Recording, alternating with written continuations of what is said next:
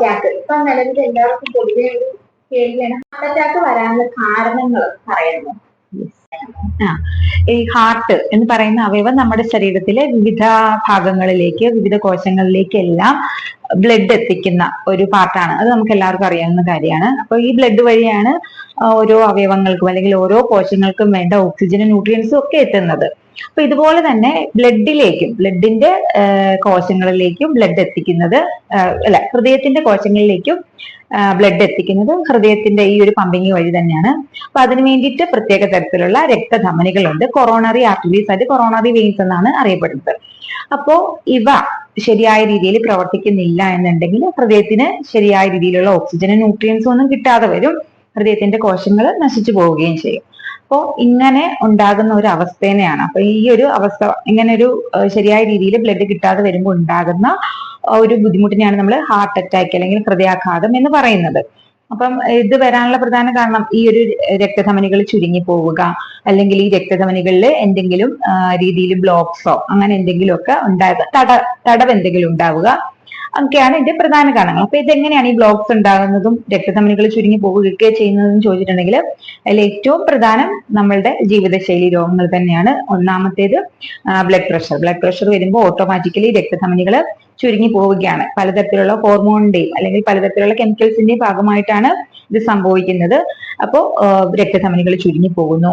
പിന്നെ ഒന്ന് പ്രമേഹമാണ്. പ്രമേഹ രോഗികളിൽ ഷുഗർ മോളിക്യൂൾസ് ബ്ലഡിൽ കണ്ടമാനം കൂടുതലാണ്.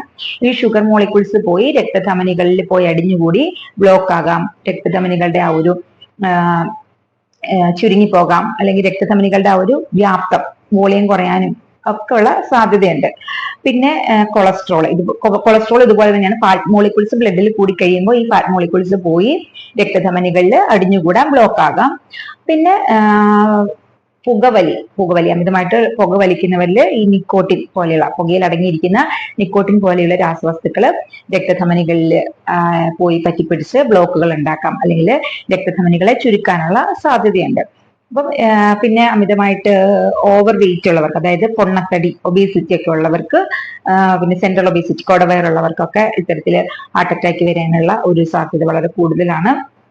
പിന്നെ ഹെറിഡിറ്റി ഒരു പ്രധാന കാരണമാണ്. നമ്മുടെ പേരൻസിനോ ഗ്രാൻഡ് പേരൻസിനോ ഒക്കെ ഹൃദയ സംബന്ധമായിട്ടുള്ള രോഗങ്ങൾ ഉണ്ടെന്നുണ്ടെങ്കിൽ അത് നമ്മളിലേക്ക് വരാനുള്ള സാധ്യത ഒരു 80% കൂടുതലാണ്. പിന്നെ ജനിക്കുന്ന സമയത്ത് തന്നെ നമ്മുടെ ഹൃദയത്തിന്റെ വാൽവുകൾക്കോ അല്ലെങ്കിൽ ഹൃദയത്തിന്റെ അറകൾക്കോ അല്ലെങ്കിൽ ഹൃദയത്തിലെ ഇത്തരം രക്തധമനികൾക്കോ ഒക്കെ എന്തെങ്കിലും പ്രശ്നമുള്ളവർക്ക് ഭാവിയിൽ ഹാർട്ട് അറ്റാക്ക് വരാനുള്ള സാധ്യതയുണ്ട്. പിന്നെ നമ്മുടെ ആൽക്കഹോളിസം, മദ്യപാനം കൂടുതലായിട്ടുള്ള ആളുകൾക്കും ഇത്തരത്തില് പിന്നീട് ഹാർട്ടിന് പ്രോബ്ലംസ് വരാനും ഹാർട്ട് അറ്റാക്ക് ഉണ്ടാകാനുള്ള സാധ്യതയുണ്ട്.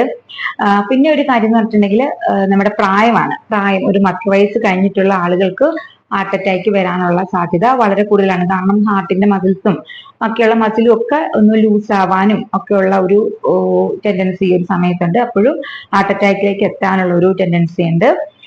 പിന്നെ സ്ത്രീകളെ അപേക്ഷിച്ച് സ്ത്രീകളിൽ ഈസ്ട്രജൻ എന്ന് പറയപ്പെടുന്ന ഒരു ഹോർമോൺ ഉൽപ്പാദിപ്പിക്കപ്പെടുന്നുണ്ട്.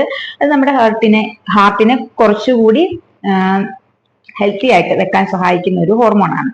പക്ഷെ പുരുഷന്മാരിൽ ഈ ഒരു ഹോർമോൺ ഇല്ലാത്തത് കൊണ്ട് തന്നെ സ്ത്രീകളെ അപേക്ഷിച്ച് പുരുഷന്മാർക്ക് ഹാർട്ട് അറ്റാക്ക് വരാനുള്ള സാധ്യത കൂടുതലാണ്. ഇതൊക്കെയാണ് ഹാർട്ട് അറ്റാക്ക് വരാനുള്ള ഏറ്റവും പ്രധാനപ്പെട്ട കാരണങ്ങൾ. എന്തൊക്കെ ലക്ഷണങ്ങളാണ് കണ്ടുവരുന്നത്? അപ്പോൾ ഏറ്റവും പ്രധാനമായിട്ട് ഹാർട്ട് അറ്റാക്കിന്റെ ഏറ്റവും പ്രധാന ലക്ഷണം എന്ന് പറയുന്നത് ചെസ്റ്റ് പെയിൻ തന്നെയാണ്. നമ്മുടെ നെഞ്ചിന്റെ മധ്യഭാഗത്ത്, അതായത് ഈ ബ്രസ്റ്റ് ബോണിന്റെ തൊട്ടു പുറകിലായിരിക്കും ഏറ്റവും പ്രധാനമായിട്ടും ഈ ഒരു വേദന ഉണ്ടാകുന്നത്. അത് അസഹനീയമായിട്ടുള്ള ഒരു വേദനയായിരിക്കും മിക്കവാറും കേസുകളിൽ. ചിലപ്പോൾ അത് വളരെ മൈൽഡ് ആയിട്ടും വേണമെന്നുണ്ടെങ്കിൽ വരാം. പിന്നെ പ്രമേഹ രോഗികളിൽ, പിന്നെ നല്ല പ്രായമുള്ളവരിലൊക്കെ സൈലന്റ് അറ്റാക്ക് വരാനുള്ള സാധ്യതയുണ്ട്. അപ്പൊ ഈ ഒരു വേദന പലപ്പോഴും അരമണിക്കൂറിലും കൂടുതൽ നീണ്ടു നിൽക്കുന്ന തരത്തിലുള്ള വേദനയായിരിക്കാം. അപ്പോൾ സമയം കൂടുന്തോറും ഈ വേദന ഇന്റൻസിറ്റി, തീവ്രത കൂടിയായിരിക്കും ചിലപ്പോൾ വരുന്നത്. അതുമാത്രമല്ല പേഷ്യന്റിന് ഒന്ന് വിശ്രമിച്ചാലും ഈ വേദന കുറയുകയല്ല കൂടുകയായിരിക്കും ചെയ്യുന്നത്. റെസ്റ്റിംഗ് പെയിൻ എന്നാണ് ഇത് പറയുന്നത്. പിന്നെ ഈ വേദന ചിലപ്പോൾ പെയിൻ ആയിട്ട് മാത്രമായിരിക്കില്ല അനുഭവപ്പെടുന്നത്, ചിലപ്പോൾ ഒരു എരിച്ചിലായിട്ടായിരിക്കും അനുഭവപ്പെടുന്നത്. അല്ലെന്നുണ്ടെങ്കിൽ നമ്മുടെ നെഞ്ചിന്റെ ആ ഒരു ഭാഗത്ത് ഒരു കനം, എന്തെങ്കിലും വെയിറ്റ് ഉള്ള ഒരു വസ്തു എടുത്തു വെച്ചിരിക്കുന്നത് പോലെ ആയിരിക്കും തോന്നുക. അല്ലെങ്കിൽ നെഞ്ചിനുള്ളിൽ എന്തോ ഒരു സാധനം വീർപ്പിച്ച് വെച്ചിരിക്കുന്നു, ഒരു ബലൂൺ നെഞ്ചിനുള്ളിൽ വീർപ്പിച്ച് വെച്ചിരിക്കുകയാണ്, അത് ഇപ്പൊ പൊട്ടിപ്പോകും എന്നുള്ള ഒരു അസ്വസ്ഥത, ഒരു വീർപ്പുമുട്ടലായിരിക്കും അനുഭവപ്പെടുക. അതോടൊപ്പം പേഷ്യന്റിന് ഭയങ്കരമായിട്ടുള്ള പേടി അല്ലെങ്കിൽ ഉത്കണ്ഠ വരാൻ, എനിക്കിപ്പോ എന്തോ സംഭവിക്കാൻ പോകുന്നു, അല്ലെങ്കിൽ ഞാനിപ്പോ മരണപ്പെട്ടു പോകും എന്നൊക്കെ ഉള്ളൊരു ഭയം പേഷ്യന്റിന് വരാനുള്ള സാധ്യത വളരെ കൂടുതലാണ്. പിന്നെ ഒരു ചെറിയ വർക്ക്, ദൈനംദിന കാര്യങ്ങളായിരിക്കും ചെയ്ത് കഴിയുമ്പോൾ തന്നെ പേഷ്യന്റ് തളർന്നു പോകുന്നു, അല്ലെങ്കിൽ അവരുടെ ഹൃദയമിടിപ്പ് കൂടുന്നു, അല്ലെങ്കിൽ ശ്വാസം എടുക്കാൻ പറ്റാതെ വരുന്നു, ഇങ്ങനെയുള്ള സിംറ്റംസ് കാണിച്ചു എന്ന് വരാം. കുറച്ച് ദൂരം നടക്കുമ്പോൾ പോലും പേഷ്യന്റിന് അത് ഒട്ടും പറ്റാതെ വരുന്നു. അതൊക്കെ ഒരു ഹൃദയ സംബന്ധമായിട്ടുള്ള രോഗത്തിന്റെ ലക്ഷണമാണ്. അതോടൊപ്പം ചില ആളുകൾക്ക് ഓക്കാനം വരാറുണ്ട്, അതുപോലെ തന്നെ വോമിറ്റിങ്, ഛർദി, ചില ആളുകൾക്ക് ഛർദിയും വരാറുണ്ട്. പിന്നെ ഒരു പെയിനിന്റെ പ്രത്യേകത, ചിലപ്പോൾ ഇത് നെഞ്ചിൽ മാത്രമായിരിക്കില്ല, നെഞ്ചിൽ നിന്ന് പല ഭാഗത്തേക്ക് വ്യാപിക്കുന്ന തരത്തിലുള്ള വേദനയായിട്ട് പ്രത്യക്ഷപ്പെടാറുണ്ട്. മെയിൻ ആയിട്ട് നമ്മുടെ ഇരു തോളുകളിലേക്കായിരിക്കും ഈ ഒരു വേദന വ്യാപിക്കുന്നത്. ചിലപ്പോൾ ഇടത് തോളിലേക്കാകാം, അല്ലെങ്കിൽ രണ്ട് തോളുകളിലേക്കും ആയിരിക്കും. അതുപോലെ തന്നെ ചിലപ്പോൾ കൈയിലേക്കും വ്യാപിക്കാനുള്ള സാധ്യതയുണ്ട്.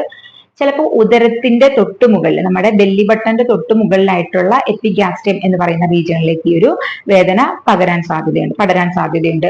പിന്നെ വേണമെന്നുണ്ടെങ്കിൽ താടിയെല്ലിന്റെ ഭാഗത്ത്, നമ്മളുടെ ഈ താടിയുടെ ഭാഗത്ത് മാത്രമായിട്ട് ഹാർട്ട് അറ്റാക്കിന്റെ വേദന വരാറുണ്ട്. അപ്പൊ നമ്മൾ പലപ്പോഴും കേടായ പല്ലിന്റെ വേദനയാണെന്ന് കരുതിക്കൊണ്ട് ഡെന്റിസ്റ്റിനെ കാണാൻ പോകും, അതിനുവേണ്ടിയുള്ള മരുന്ന് കഴിക്കും, എന്നാൽ ഈ ഒരു വേദന മാറുന്നുണ്ടാവില്ല. അപ്പോൾ തീർച്ചയായിട്ടും ഒരു ECG എടുത്തു നോക്കേണ്ടതാണ്. പിന്നെ ചിലപ്പോൾ ഈ വേദന പുറകു ഭാഗത്തേക്ക്, നെഞ്ചിന്റെ നേരെ പുറകു ഭാഗത്തേക്ക് റേഡിയേറ്റ് ചെയ്യാറുണ്ട്. അപ്പൊ ഇങ്ങനെയൊക്കെയാണ് ഇതിന്റെ ഒരു വേദന അല്ലെങ്കിൽ ലക്ഷണങ്ങൾ കണ്ടുവരുന്നത്.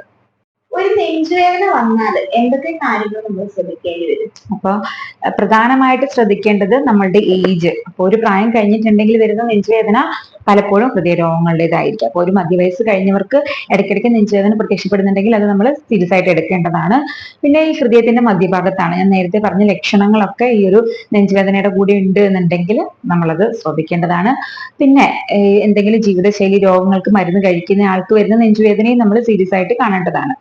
പിന്നെ നമ്മൾ ചിലപ്പോൾ നെഞ്ചുവേദന നമ്മൾ കഴിക്കുന്ന ഭക്ഷണത്തിന്റെ ഭാഗമായിട്ട്, അതായത് ഗ്യാസ്ട്രിക് കംപ്ലൈൻസ് കൊണ്ട് ഗ്യാസ് കെട്ടിയിട്ട് ചിലപ്പോൾ വേദന വരാറുണ്ട്. അപ്പൊ തലേ ദിവസം നമ്മൾ കഴിച്ച ഭക്ഷണം അല്ലെങ്കിൽ തൊട്ടു മുമ്പ് നമ്മൾ കഴിച്ച ഭക്ഷണമൊക്കെ ഗ്യാസ് പ്രൊഡ്യൂസ് ചെയ്യുന്ന രീതിയിലുള്ള ഭക്ഷണങ്ങളാണോ കഴിച്ചതെന്നുള്ളതൊന്ന് ഉറപ്പുവരുത്തുക. അങ്ങനെയുള്ള ഗ്യാസിന്റെ വേദനയാണെന്നുണ്ടെങ്കിൽ തീർച്ചയായിട്ടും ഇതിനു മുമ്പ് നമ്മൾ എപ്പോഴൊക്കെ ആ ഭക്ഷണം കഴിച്ചോ ആ സമയത്തെല്ലാം നമുക്ക് ഗ്യാസിൻ്റെതായിട്ടുള്ള ബുദ്ധിമുട്ടുകൾ ഉണ്ടായിട്ടുണ്ടാവും. അപ്പൊ അത്തരത്തിലുള്ള ഭക്ഷണങ്ങൾ നമ്മൾ നേരത്തെ കഴിച്ചോ എന്നുള്ളത് ഉറപ്പുവരുത്തേണ്ടതാണ്. പിന്നെ ഈ ഒരു വേദന വിശ്രമിക്കുമ്പോൾ കുറയുന്നുണ്ടെന്നുണ്ടെങ്കിൽ, അല്ലെങ്കിൽ ഗ്യാസിന്റെ മരുന്നുകളൊക്കെ എടുത്തു കഴിയുമ്പോഴത്തേക്കും കുറയുന്നുണ്ടെന്നുണ്ടെങ്കിൽ നമുക്കത് നെഞ്ചുവേദന അല്ല എന്നുള്ളത് മനസ്സിലാക്കാം. അപ്പോൾ ഒരു പ്രായം കഴിഞ്ഞ് വരുന്ന നെഞ്ചുവേദനയാണ്, അല്ലെങ്കിൽ ഈ ഒരു ജീവിതശൈലി രോഗങ്ങളുള്ളവർക്ക് വരുന്ന നെഞ്ചുവേദനയാണെന്നുണ്ടെങ്കിൽ തീർച്ചയായിട്ടും ഒരു ആശുപത്രിയിൽ ചെന്നിട്ടോ അല്ലെങ്കിൽ ഒരു ഡയഗ്നോസ്റ്റിക് സെന്ററിലോ പോയിട്ട് ഒരു ECG എടുക്കേണ്ടത് അത്യാവശ്യമാണ്. പിന്നെ ഒരു മുൻകരുതലുകൾ എടുക്കുക, അല്ലെങ്കിൽ ഇത്തരത്തിൽ ഹാർട്ട് കംപ്ലൈൻസ് ഒന്നും വരാതിരിക്കാൻ വേണ്ടിയിട്ട് ഒരു മുൻകരുതലായിട്ട് നമുക്ക് ചെയ്യാവുന്നത്, എപ്പോഴും ഞാൻ പറയാറുള്ളത് പോലെ ഹെൽത്തി ആയിട്ടുള്ള ഒരു ശരീരം അല്ലെങ്കിൽ ഹെൽത്തി ആയിട്ടുള്ള ഒരു മനസ്സ് ഉണ്ടാക്കുക എന്നുള്ളത് തന്നെയാണ്. അപ്പം നമ്മളുടെ ഡയറ്റിൽ നിന്നും വറുത്തതും പൊരിച്ചതുമായിട്ടുള്ള ആഹാര പദാർത്ഥങ്ങളൊക്കെ മാറ്റുക, അമിതമായിട്ടുള്ള മധുരമടങ്ങിയ ഷുഗറി ആയിട്ടുള്ള ഭക്ഷണ സാധനങ്ങളൊക്കെ ഒന്ന് ഒഴിവാക്കുക. അതിന് പകരം ഹെൽത്തി ആയിട്ടുള്ള ഭക്ഷണങ്ങൾ, പഴങ്ങള്, പച്ചക്കറികള്, അതുപോലെ തന്നെ റെഡ് മീറ്റ് ഒഴിവാക്കിയിട്ട് പകരം ഫിഷ്, ഇതൊക്കെ നമ്മുടെ ഭക്ഷണത്തിൽ ധാരാളമായിട്ട് ഉൾപ്പെടുത്തുക. അതോടൊപ്പം എക്സസൈസ്, റെഗുലർ എക്സസൈസ്, അപ്പം 30 മിനിറ്റ് എങ്കിലും ഒരു ദിവസം എക്സസൈസ് ചെയ്യുക. പിന്നെ ഈ ഒരു ഹൃദയാഘാതം വരുന്നതിന് ഏറ്റവും പ്രധാന ഒരു കാരണം, അല്ലെങ്കിൽ ഏറ്റവും ഇമ്പോർട്ടന്റ് ആയിട്ടുള്ള ഒരു കാരണം എന്ന് പറഞ്ഞിട്ടുണ്ടെങ്കിൽ അമിതമായിട്ടുള്ള സ്ട്രെസ്സാണ്. സ്ട്രെസ്സും സ്ട്രെയിനും ഒക്കെ ഒരുപാട് ഉണ്ടാകുമ്പോൾ നമ്മുടെ തലച്ചോറിൽ നിന്നും സ്ട്രെസ് ഹോർമോൺസ്, അതുപോലെ തന്നെ പലതരത്തിലുള്ള കെമിക്കലുകളൊക്കെ റിലീസ് ആകപ്പെടും. ഇവ നമ്മളുടെ രക്തധമനികളെ കംപ്രസ് ചെയ്യാൻ അല്ലെങ്കിൽ ബ്ലഡ് പ്രഷർ കൂട്ടാനൊക്കെ ഉള്ള സാധ്യതയുണ്ട്. അത് നമ്മുടെ ഹാർട്ടിനെ വളരെ ദോഷമായിട്ടാണ് ബാധിക്കുന്നത്. അപ്പം ഈ ഒരു സ്ട്രെസ്സിനെയും സ്ട്രെയിനിനെയും ഒക്കെ കുറയ്ക്കാൻ വേണ്ടിയിട്ട് നമുക്ക് മെഡിറ്റേഷൻസ്, യോഗ പോലെയുള്ള കാര്യങ്ങൾ നമ്മുടെ ജീവിതത്തിന്റെ ഒരു ഭാഗമാക്കാവുന്നതാണ്.